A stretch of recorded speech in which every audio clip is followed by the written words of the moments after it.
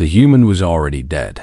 That was the first thing Dr. Ven'Karath thought when the emergency pod cracked open and the smell hit, not the smell of blood. He had smelled blood from 100 different species across 40 years of medicine. This was different. This was the smell of a body that had already decided to stop. Burnt skin, collapsed veins, the sharp chemical signal of organs giving up one by one, like lights going out in an empty building. The human inside was a large male. His name was printed on the torn chest plate of his armor, Col M, and that was the only clean thing about him. Everything else was destroyed. His left side had taken the full force of a plasma compression blast. The armor had melted into his skin in 3 places. His right leg was bent in a direction legs were not meant to bend. His face was gray and still, and his lips had already turned the pale blue color that Ven'Karath had learned to recognize across many species. It was the color of not enough time. The HFY medics who had pulled the pod from the wreckage stood back as Ven'Karath moved forward. They were nervous. He could see it in the way their secondary arms folded tight against their bodies. They had already done the math. They did not think this was a rescue. They thought this was a recovery. Ven'Karath did not say anything to them. He pressed 2 fingers against the human's neck and found a pulse so weak it felt like a whisper from another room. He pulled his scanner and ran it across the body in one slow pass and watched the numbers come up red one after another like an accusation. Blood volume 31% of baseline. Oxygen saturation 44, cardiac output critical. Liver function failing, left kidney non-responsive. Internal hemorrhage active in 4 locations. Read the numbers the way a man reads a sentence he already knows the ending of. Then he looked up at the HFY medic closest to him and said, "Get me a bay." Now the medic blinked its 4 eyes. All of them at once. That was the HFY expression for confusion. "Sir, this patient is, get me a bathe." Medic Ven'Karath had worked on Theta-9 for 11 years. In that time, he had treated Silurians in Keth and Vran, and once had Vori Elder, whose biology ran on methane and cold pressure. He had saved things that should not have been saved. He had also lost things he believed he could save. He knew the difference between the two, or he thought he did. The human was moved to Bay 7. It was the trauma bay.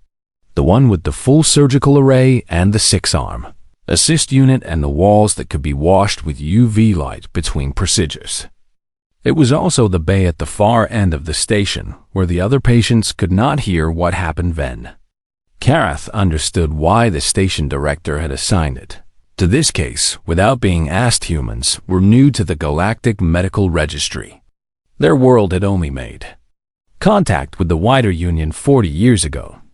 And in that time, most of what the medical community knew about them came from the intake surveys done at border stations and the 3 published papers from the Xenobiology Institute on Karath Prime.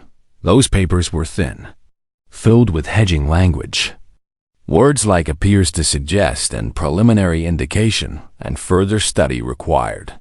What Ven'Karath knew about human biology could fit in a short briefing. They were warm-blooded, bilaterally symmetrical, carbon-based. They had a single circulatory system driven by a 4-chambered heart, which was, by the standards of most advanced species, embarrassingly simple. They could survive in a narrow band of temperatures and atmospheres. They healed slowly compared to a Vran or a Keth, but faster than a Vori. Their pain tolerance was considered moderate on the scale. What the papers had not prepared him for was this. He stood over Marcus Cole for 2 hours while his team worked, and he watched the human fight not consciously. Cole was not awake. He had not been awake since they pulled him from the pod. But his body, that simple, ridiculous body with its single heart and its narrow tolerances and its primitive repair systems, kept pushing back every time the monitors said the heart was going to stop. It did not stop every time the blood pressure dropped to a number that should have meant failure. The number crept back up a fraction. It was not enough. Ven'Karath knew it was not enough. The blood loss was too severe. The internal bleeding had been slowed but not stopped. The body was spending everything. It had just to stay in the fight, and it was losing his lead nurse, a young Silurian named Pela, came to stand beside him. She looked at the numbers on the wall display for a long time. Then she said, "We are going to lose him." Ven'Karath did not answer right away. He was looking at Cole's hands. They were large hands, scarred across the knuckles. The kind of hands that had done hard physical work for many years. One of them was resting on the side of the surgical table, and the fingers were curled slightly, not in pain, but in the way a hand curls when it is reaching for something in sleep. He thought about the 3 papers from Karath Prime, the careful hedging language. Further study required. He thought about Synth-Haem IV, sitting in the cold storage 2 bays down. A universal synthetic blood compound, designed for any species with a high oxygen circulatory system. Tested on 12 species. Never tested on a human. The registry note said, "Human compatibility unknown. Pending evaluation. Do not administer without full board review." The board review would take 72 hours. Cole had maybe 3. Ven'Karath turned to Pela. "Prepare Synth-Haem IV." She looked at him. "Sir, the registry notes say." "I know what the notes say, but prepare it." She prepared. "I've administered it." Himself, slowly, he watched the drip enter the line and travel down toward Cole's arm, and he felt the specific weight of a decision that could not be undone. If the compound triggered a rejection response, it would accelerate the death. If it caused a neurological cascade, it could damage whatever brain function remained. If the human body simply did not know what to do with it, if it sat in the veins doing nothing, then Cole would die of blood loss anyway, and Ven'Karath would have spent a very expensive compound on a corpse. He watched the monitors for 11 minutes. Nothing changed. Then Cole's oxygen saturation ticked up 1 point, then another. Then the internal bleeding alarm softened from red to amber. Ven'Karath did not smile. He did not celebrate. He noted the changes in his log with the same flat, careful language he used for everything. Synth-Haem IV, administered at 0340 station time. Initial response observed. Patient status upgraded from critical terminal to critical unstable. Prognosis remains poor. Further observation required. He told Pela to watch the monitors through the night and call him if anything changed. He walked to his office and sat down in the dark, and for a long time he did not move. He was thinking about those hands, the way the fingers had curled, the way this body had kept pushing back against numbers that said it should stop. He was thinking about a sentence from one of those 3 thin papers. One sentence in all that careful hedging language that had not been hedged at all. It had simply said, "Human biology under stress does not behave predictably." He had read that line when he first reviewed the files and thought it was sloppy science. Now, sitting alone in the dark, he was not so sure. The alarm that went off at 0618 station time was not the alarm anyone expected. When a trauma patient crashes, the monitors scream. The sound is sharp and flat, and it cuts through every other noise in the ward, the way a blade cuts through water. Every medic on the floor knows that sound. They move toward it before they are even fully awake. Their hands are already reaching for the emergency kit before their eyes have adjusted to the light. This alarm was different. It was not the crash alarm. It was the vital spike alarm. The one that goes off when a patient's readings jump above the safe upper limit. The one that almost never sounds in a trauma bay, because trauma patients do not spike. Trauma patients drop. Trauma patients fade. Trauma patients leave quietly in the direction of the numbers that started falling the night before. The HFY medic on night duty, a junior staffer named Ven, heard the alarm and stopped walking. She stood in the corridor for 1 full second doing nothing, because her brain was trying to match the sound to a context that made sense, and it could not find one. Then she pushed open the door to Bay 7 expecting to find equipment malfunction. A loose sensor, a calibration error, some technical reason for the numbers on the wall to say what they were saying. What she found was Marcus Cole sitting upright on the surgical table. He had one hand braced on the edge of the table to hold himself up. His other hand was working at the monitoring cable on his left forearm, pulling at it with the slow, methodical focus of a man who had decided something needed to come off and was going to remove it. Regardless of how long it took, his eyes were open. They were brown. Ven had not known human eyes could be that specific shade. Dark and flat and alert in a way that did not belong on the face of someone who had been logged as probable loss 14 hours ago. He looked at her when she came in. "Where are my boots?" he said. Ven did not answer. She could not answer. She was staring at the wall display behind him, where his numbers were doing things. Numbers were not supposed to do. Oxygen saturation, 148%. She read it 3 times. Each time it said the same thing. 148. The Synth-Haem IV compound was engineered to bring a critical patient up to full baseline. Full baseline for a high-oxygen species was 100%. The compound had never in any of its 12 tested cases pushed a patient above 100. And 6, the number on the wall said 140. 8, she sent the call to Dr. Ven'Karath before she was even fully aware of pressing the button. He arrived in 4 minutes. He was still wearing the coat he had slept in. He came through the door fast and then stopped when he saw Cole sitting upright pulling cables off his arm, and stopped the way a person stops when they walk into a room, and the room is completely different from what it was when they left. I've stood there for a moment. Then he walked to the wall display and looked at the numbers. He looked at them for a long time without speaking. Cole had managed to pull 2 of the monitoring cables free. He was working on the 3rd. He glanced at Ven'Karath with the patience of a man who had dealt with medical staff before and had learned that they would look at their screens for a while before they talked to you. "Are you my doctor?" he said. Ven'Karath turned from the screen. "Yes," he said. Cole nodded. "Good. I need food. Real food if you have it. And water. A lot of water. And I need to know the status of the 14th forward unit out of garrison reach, because we were hit in a coordinated strike and I do not know if anyone else got out." Ven'Karath looked at him. "You were in critical terminal condition 14 hours ago," he said. Cole looked back at him. "I know," he said. "It hurt.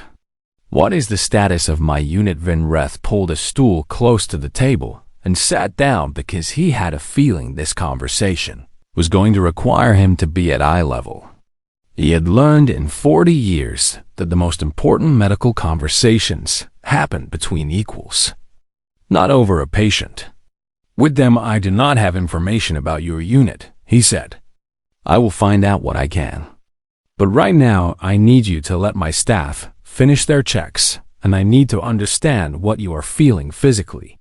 Pain levels, clarity, any unusual sensation." Cole thought about it. "Hungry," he said. "Very hungry. And I feel—" He paused and looked at his own hands for a moment, like he was reading something written there. "I feel clear. Like everything is louder than it should be. The light in this room is very bright. I can hear the ventilation system in the wall. I could not hear it before. Is that a problem?" Ven'Karath wrote that down. Pela arrived 20 minutes later and found the room already filling with quiet commotion. 2 more HFY medics had come in to reattach the monitoring equipment Cole had removed. A xenobiology assistant named Drev was running manual scans and looking at the results with the expression of someone who had found an arithmetic error in a calculation and kept getting the same wrong answer. Every time they checked, Palo went straight to Ven'Karath, sir. His heart rate has been steady at 88 for the last 40 minutes. That is above resting baseline for a human, but not dangerously so. What is strange is the rhythm. It is not just steady. It is, she paused looking for the word. It is efficient. Like every beat is doing more work than a beat is supposed to. Ven'Karath nodded. Slowly run the compound analysis again, he said. Full panel. I want to see what the Synth-Haem is doing inside him at the cellular level. The results came back an hour later, and the room went quiet. When Drev put them on the main display, the Synth-Haem IV compound worked by occupying the circulatory system and performing the oxygen-carrying function that blood cells normally performed. In every other species it had been tested on, it sat in the system and did its job, and was gradually processed out as the body's own blood cell production recovered. It was a support system, a scaffold, something to hold the building up while the real structure rebuilt itself. In Marcus Cole, it was not sitting in the system, it was changing. His remaining blood cells, the ones that had survived the blood loss, had latched onto this synthetic compound and were using it as raw material. They were not processing it out. They were incorporating it, building something new from it that was neither fully organic blood nor fully synthetic compound, but something in between. Something that had never existed in any medical record on any species in the Galactic Registry. Drev turned from the display and looked at Ven'Karath. He said, his body is not accepting the compound. Ven'Karath waited. It is eating it, he said, and building something else. The room was very quiet. Cole sat on the surgical table, eating the food. A nervous Chithari medic had brought him and drinking his third large cup of water. He was not looking at the display. He was not looking at the numbers. He was looking out the small observation window at the dark space beyond the station hall. Ven'Karath watched him for a moment, then he walked over and stood beside the table. Cole glanced up. Are you going to tell me something bad? He said. Ven'Karath looked at him carefully. We are not sure yet, he said. Your body is doing something we have not seen before. We need to run more tests to understand it. Cole nodded. He took another drink of water. Is it going to kill me? He said. Ven'Karath was quiet for a moment. No, he said. Cole nodded again and went back to looking out the window. Then find out about my unit, he said. That is the part I actually need to know. Ven'Karath stood there for a moment, longer than he needed to. He was looking at the side of Cole's face. The gray color from the night before was gone. His skin was a normal warm tone. The blue had left his lips completely. The wound on his left side where the armor had melted into him. The wound that Pella had closed with a 12-point repair bond and estimated would take 3 weeks to fully heal, had already started to close at the edges. In a way that did not look like 3 weeks of healing. It looked like 5 days of healing. In 14 hours, he walked back to the display and stood there in front of the numbers and did something he had not done since his 3rd year of medical training. He had no idea what he was looking at. By the 2nd day, everyone on Theta-9 knew something was happening in Base 7. Nobody said it directly. That was not how things worked on a medical station. People did not walk up to each other and say, have you heard about the human? Instead, they said things like, Ven'Karath has closed Base 7 for independent study, and the xenobiology team has been pulled off the RAN cases. And do you know why Drev has not slept since yesterday? The rumors move through the station the way smoke moves through a room, quietly, hugging the walls, getting into everything. Ven'Karath was aware of the rumors. He did not try to stop them. He was too busy. The testing began properly on the morning of the second day. Ven'Karath had put together a small team. Himself, Pela, Drev from xenobiology, and an older Silurian biologist named Dr. Siva, who had spent 30 years studying carbon-based life adaptation. He had called Siva personally in the middle of the night. He had not explained everything over the comm. He had simply said, "I have something I need you to look at," and Siva had heard something in his voice that made her pack a bag immediately. Cole cooperated with the testing in the way a person cooperates with something they find mildly irritating but understand to be necessary. He answered questions directly. He held still when they needed him to hold still. He gave blood samples without complaint. He did the physical stress test they asked for, walking, then jogging, then a full run on the mobility assessment track at the back of the medical wing. It was the run that first made the team stop. Talking to each other, Cole ran the 400-meter track in a time that was not remarkable for a human athlete. It was not a record. It was not superhuman by any dramatic standard. But what Drev was watching was not the time. He was watching the oxygen consumption data on the scanner, and his hand. Cole's body during the run was using 31% less oxygen than the baseline.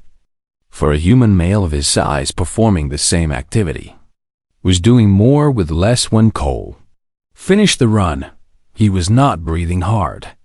He stood at the end of the track with his hands on his hips and took a few slow breaths and looked at the team watching him. He said, "Is that a bad face or a good face?" Drev said, "We are not sure." Yet Cole said, "You people say that a lot back." In Bay 7, the results were laid out on the display wall one by one as they came in, and each one added something new to the picture that Ven'Karath was trying to understand. The wound on Cole's left side, the 3-week wound, was at 70% closure on day 2. The tissue repair was happening at roughly 12 times the normal human rate. Not because anything external was driving it, because the hybrid compound in his blood was delivering oxygen and nutrients to the wound site with an efficiency that his original blood could never have managed. The body was using the upgrade it had made for itself. The muscle tissue samples taken from his left forearm showed increased density at the fiber level. Not dramatic, not visible to the eye, but measurable. And the density was still increasing, slowly but consistently. In one direction, his neurological response tests, the ones Pela ran with the standard reflex array, came back with times that were 14% faster than human baseline.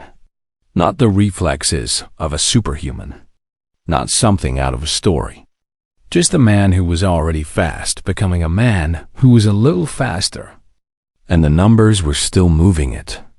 It was Dr. Siva who first said the thing they were all thinking. She was standing at the display wall with her reading glasses on. She was the only person on Theta-9 who still used physical reading glasses, and she was going through the compound analysis results one more time with the slow, careful attention of someone who had been reading biology results for 3 decades and knew that the important thing was almost never in the headline number. She stopped at one particular result and was quiet for a long time. Then she said, "Ven'Karath," looked up from his own notes. She pointed at the screen without turning around. "Come look at this," she said. He walked over and stood beside her and looked at where she was pointing.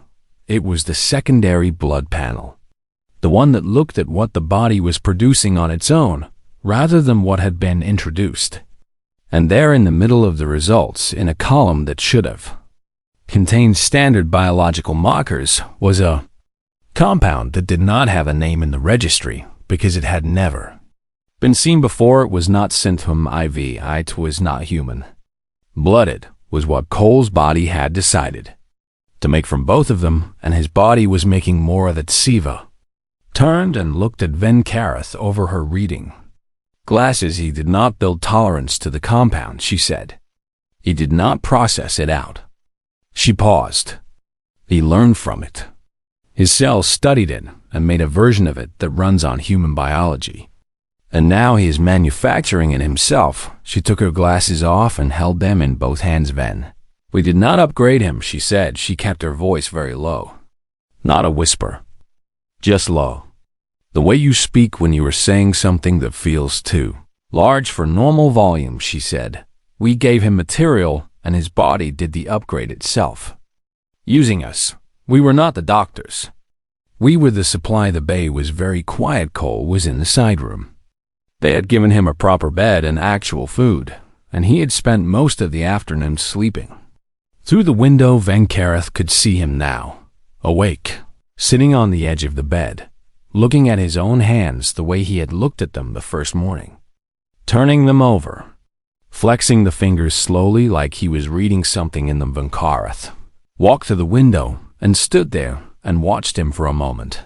He thought about the word that Siva had used: not surviving, not recovering, not adapting in the slow biological sense of generations and evolution and time assimilating.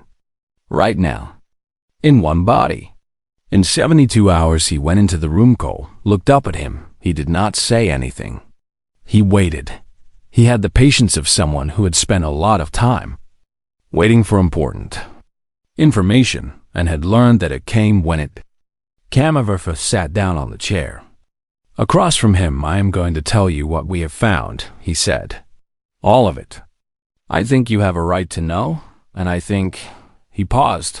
I think you should hear it while I am in the room, so I can answer questions. Cole nodded. Tell me, he said. Ven'Karath told him. He went through it plainly. No extra words. The compound. The assimilation. The new blood. The wound healing. The muscle density. The oxygen efficiency. The fact that Cole's body was still changing. Still optimizing. Still building towards something that the medical team could observe, but did not fully predict. Cole listened to all of it, without interrupting. When Ven'Karath finished, there was a long silence. Cole looked at his hands again. He said, Is this going to keep going? Ven'Karath said, We do not know. Cole said, But I am not in danger. Ven'Karath said, Not from this. No.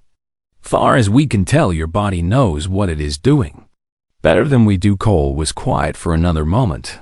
Then he said, The men from my unit. You found out about them. Ven'Karath was still for a second. 3 survived, he said. They are at Garrison Reach Medical. 2 are stable. 1 is in serious condition. Cole closed his eyes. Not dramatically, just quietly. He sat there with his eyes closed for a moment, and when he opened them again, they were wet at the edges. But his face was still. He nodded once. Okay, he said. Okay. He looked at his hands one more time. Then he looked at Ven'Karath. So, what do we do now? He said, and Ven'Karath realized he did not have an answer. In 40 years of medicine, he had always had an answer. A next step. A protocol. A procedure. A plan that came from the body of knowledge his entire career had been built on. He was looking at something that existed. Outside that body of knowledge, he was looking at a man who had taken everything the universe had thrown at him. The blast, the blood loss, the foreign compound, the terminal numbers on the wall, and had quietly turned it all into something stronger. And the man was asking what to do next. Ven'Karath sat there in the quiet room with the stars outside the small window. He said, I think for now we keep watching. We document everything. And we try to understand what you are becoming. Cole looked at him steadily. I know what I am, he said. His voice was calm. Not aggressive. Not proud. Just certain, the same way the ocean is certain. I am a soldier who did not die when I was supposed to, he said. Everything else is just details. Ven'Karath sat with that for a long time after Cole went back to sleep. It started with a sound, not a large sound. Not an explosion. Not anything dramatic. Just a deep low groan from somewhere in the bones of the station. The kind of sound a building makes when something that was supposed to stay in place has decided to move. Marcus Cole heard it from 3 corridors away. He had been walking the medical wing because the bed had gotten boring and the walls of the side room had gotten small, and Pela had told him he was cleared for limited movement provided he stayed in the medical section and did not do anything that would reopen his wounds.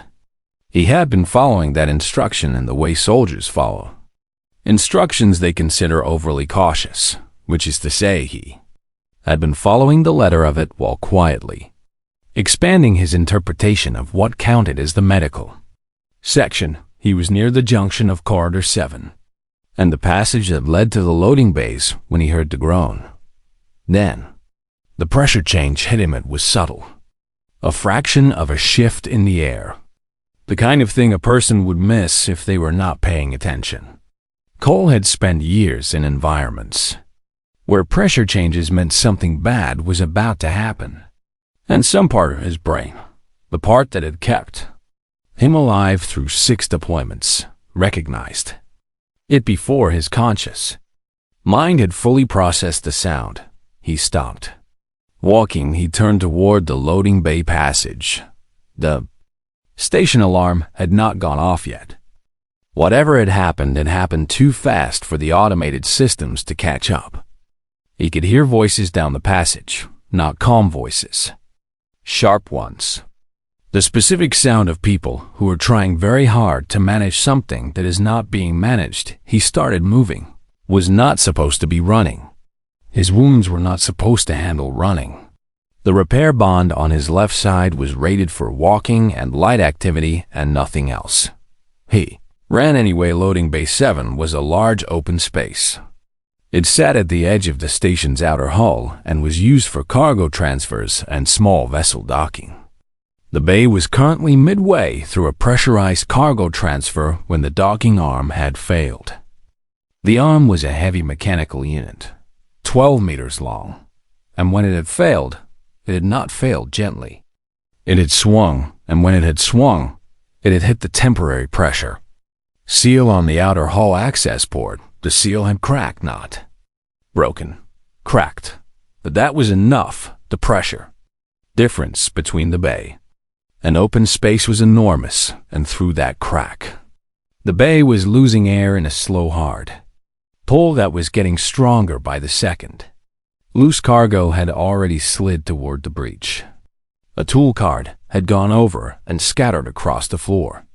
2 crew members were pressed against the far wall, a Silurian technician and a young, chithery cargo handler, gripping a conduit pipe and not letting go because the pull was strong enough that letting go felt like a very permanent decision in Keth 7. A chithery crew member who had been directly under the docking arm when it failed was trapped beneath a section of collapsed scaffolding near the breach. Not at the breach. Near it. Close enough that the pull was working on him. Far enough that he was still there. For now Cole took all of this in the moment he came through the bay door. He did not stop to think about it the way a person in a normal situation would stop and think. There was no committee in his head. There was no weighing of options. The part of his brain that had been trained for exactly this kind of chaos had already run the numbers before he had finished walking through the door. He moved the 2 crew members against the wall he left alone. They were holding. They would continue to hold. The scaffolding on Keth 7 was the problem. The scaffolding was keeping him pinned, but it was also sitting between him and the breach, and if that scaffolding moved wrong, Keth 7 went with it. Cole crossed the bay floor in the direction that made no sense to anyone watching. Every instinct said, go away from the breach. Every survival protocol said maintain distance from a hull fracture. Cole went toward it. The pull was real. He could feel it, not as wind, but as pressure on his whole body, a constant leaning demand from the direction of the crack in the seal. His feet were solid on the floor, but it was working effort to keep them that way. Another person might not have been able to manage it. Might have needed to grip something to stay upright. Cole walked forward. He reached the scaffolding. It was heavy. Station scaffolding was built from reinforced composite alloy, and the section that had come down was a 3-bar unit that would have taken 2 crew members and a mechanical assist to shift under normal circumstances. Under current circumstances, with the pull working against him and his body still technically in medical recovery, it should have been immovable. He got his hands under the main crossbar. Ven'Karath arrived at the bay door 3 minutes after the alarm finally went off. He had been in the laboratory section reviewing Drav's latest results when the klaxon sounded.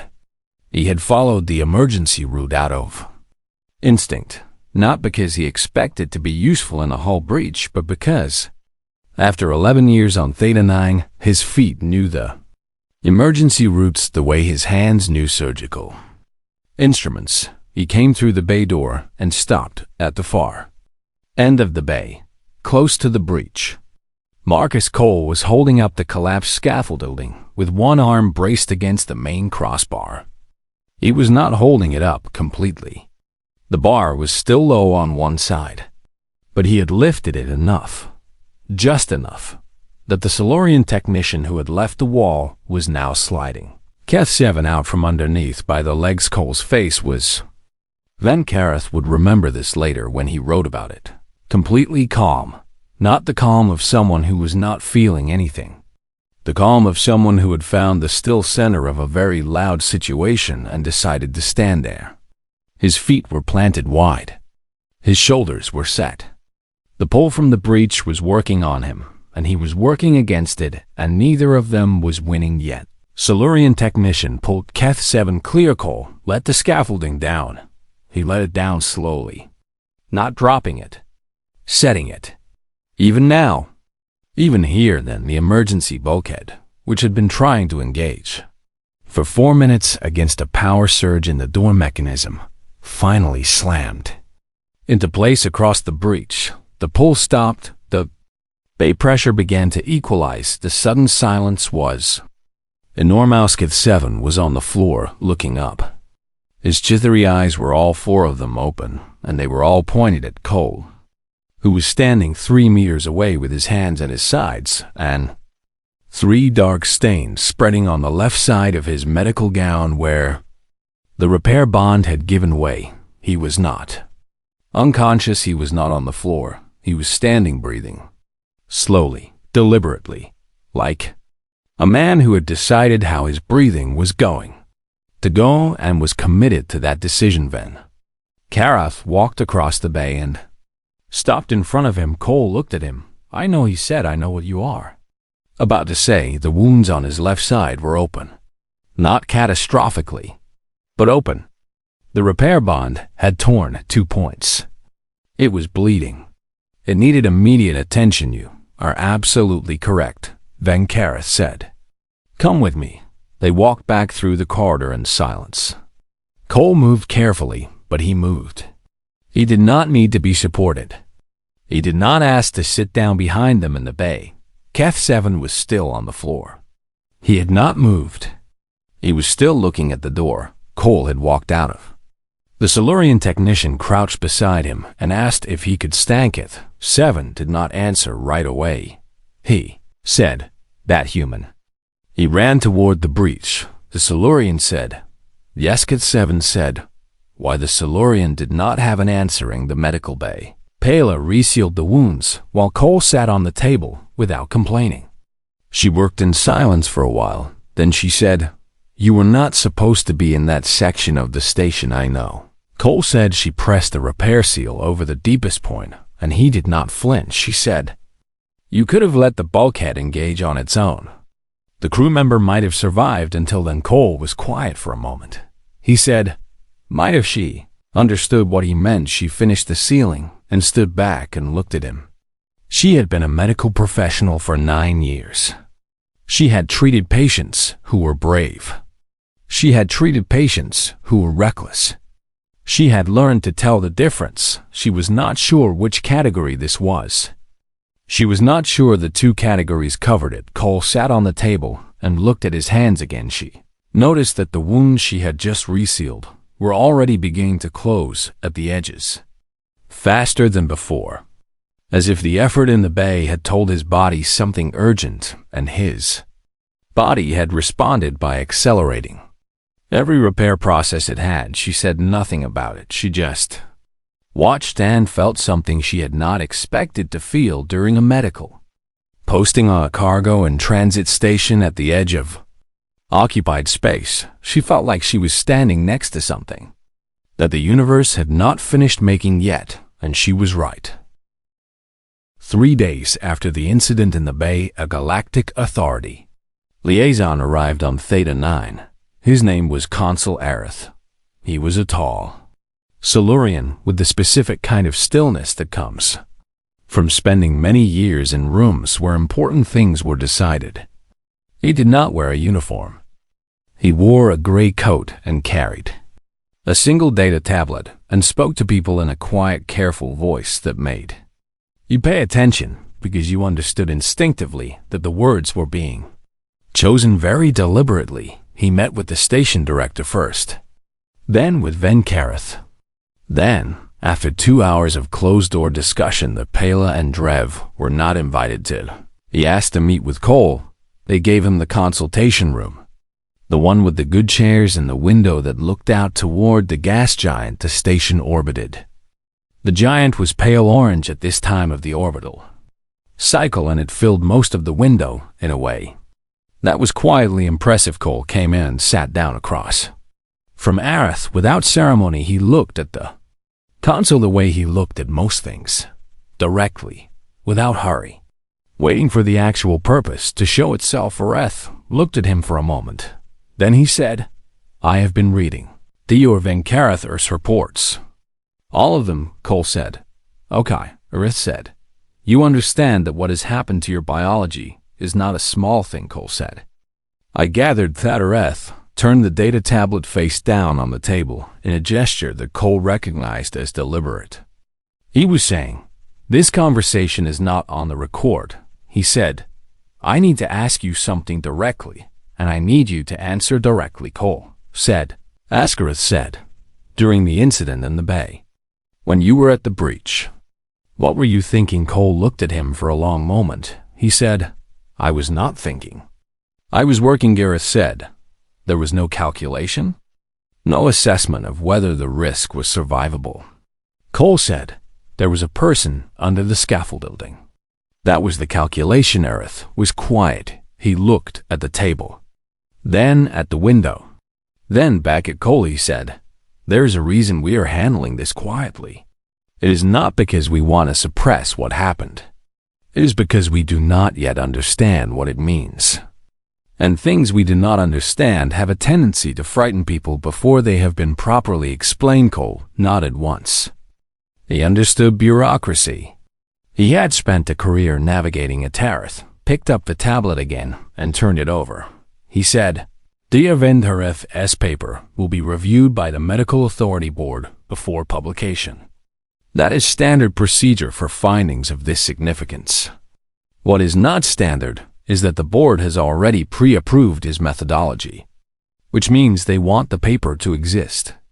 They want it on record." He paused, said, "That is not how the board normally works." Cole said, "Why are they doing it that way?" Aerith looked at him very carefully, said, "Because 3 other medical stations have submitted anomaly reports in the last 4 years. Human patients recovering faster than expected, tolerating conditions that should not have been tolerable. One case of a human patient who was given an experimental compound for a different species as a last resort, and who not only survived but whose recovery data the attending physician described as," he glanced at the tablet, "inexplicable by any existing model." Cole said, "Nothing." Gareth said, "Your case is not an isolated event.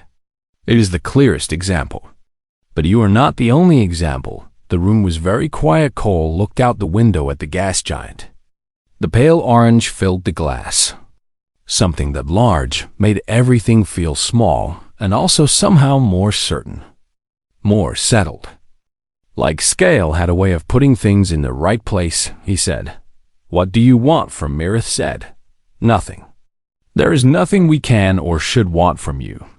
You are a free citizen of a member world, and your biology is your own. What I came here to tell you, which is why this conversation is not on record, is that the board is taking this seriously. Not as a curiosity. As something that matters. He leaned forward slightly. He said, we have been part of a galactic community for 40 years. Your people are young by every measure we use. Your technology is behind. Your medical knowledge is behind. Your ships are behind. In almost every area that the registry uses to evaluate a species, your people rank in the lower tier. He paused, he said. But the biology data we are accumulating tells a story that does not match any of those rankings. And we are beginning to understand that we may have been looking at the wrong measurement skull. Turned from the window and looked at him. He said, you are telling me this because you think I should know, Arith said. I am telling you this because you should not leave this station thinking that what happened here was small. It was not small. What you carried in when they pulled you out of that pod. What your body did with it. What you did in that bay. None of it was small. Cole was quiet for a long time. He looked at his hands. They were the same hands they had always been. Scarred across the knuckles. Large. The hands that had done hard physical work for many years. They did not look different. They did not feel different to him in any way he could point to. He just felt like himself. He said, 3 men from my unit survived. One of them is still in serious condition. I need to get back. Arith nodded. He stood. He said, the transport leaves tomorrow morning. You have been cleared for travel. Cole stood too. They looked at each other for a moment in the way two people look at each other when they both understand that something significant has been said, and neither of them is going to make it larger than it already is. Cole left. First he walked back through the corridor toward the medical wing to say goodbye to Pella and Drev and the Chithari medics who had been quietly watching him for 5 days. With the professional neutrality of people who had very strong feelings, they were not expressing. The-7 was waiting in the corridor. Outside the medical wing. Cole stopped when he saw him. Kit-7 was still recovering. He had a support brace on his left leg from the scaffolding injury, and his movement was careful. He looked at Cole with all 4 of his eyes, and for a moment said nothing. Then he said, I wanted to find you before you left. Cole. Wait, Kit-7 said, in the bay. When you were holding the scaffolding, I was conscious. I could see you. He paused. Chithari were not demonstrative species. They did not touch. They did not use the physical gestures of gratitude that many species used. They had a different way. He said, I have told my family about you. All of them will know your name. Cole stood there in the corridor and felt something move through him that was not pride and was not embarrassment. It was quieter than either of those things. Heavier. The specific weight of being known by someone who almost did not survive to know you. He said, I hope you heal well. Kit-7 said, I hope you find your soldiers. They looked at each other for one more moment. Then Cole walked on. Ven'Karath was in his office when Cole knocked on the open door. He looked up from the display where he had been, working on the paper, a paper that was going to take him a long time to write, because the data kept being more than he expected, and the words kept not being enough. Cole stood in the doorway. He said, I'm leaving in the morning. Ven'Karath nodded. He said, I know. There was a silence. Cole said, You saved my life. Ven'Karath opened his mouth and then closed it again, because he had spent 5 days trying to figure out if that sentence was accurate. He had administered a compound. His body had done something with it that Ven'Karath had not predicted, had not designed, had not controlled. His intervention had been a guess in the dark, and Cole's biology had turned that guess into something that no one on the station had planned for. He was not sure he had. Saved Cole he was not sure the compound had saved Cole he was. Beginning to think that Marcus Cole had saved Marcus Cole and had simply used everything available to him to do it, including the compound and including Ven'Karath himself. He said, "I gave you something. You made it into something else." Cole looked at him. He said, "That is still saving my life." Ven'Karath stood up from his chair, walked to the door and stood in front of Cole and looked at him the way he had looked at those early numbers, trying to read what was in front of him clearly and honestly. Said, "Can I ask you one thing?" Cole said. "Ask," he said, "in the bay. When you have the scaffolding, were you afraid?" Cole thought about it, did not give a quick answer. He took the question seriously, the way he took most things. He said, "Yes. While I was running toward it, I was afraid." He paused. He said, "Then I got there, and I stopped being afraid. Because there was just the work of him." Karath stood with that. Cole nodded once. A goodbye. He walked away down the corridor. Ven'Karath stood in his doorway and watched him go until he turned the corner and was gone, and then stood there a moment longer anyway. Then he went back to his desk and sat down and looked at the paper on his display. He had been struggling with the conclusion section for 2 days. The data was clear. The documentation was complete. But the final statement, the thing the paper was ultimately saying, had resisted him. He sat there in the quiet and thought about what Cole had just told him. "Then I got there, and I stopped being afraid. Because there was just the work." He began to write. He wrote, "In 40 years of medicine, this physician has observed many species under conditions of extreme physiological stress. In every case, the defining factor of survival has been the body's biological resources, the machinery available, the system strong enough to hold." He paused.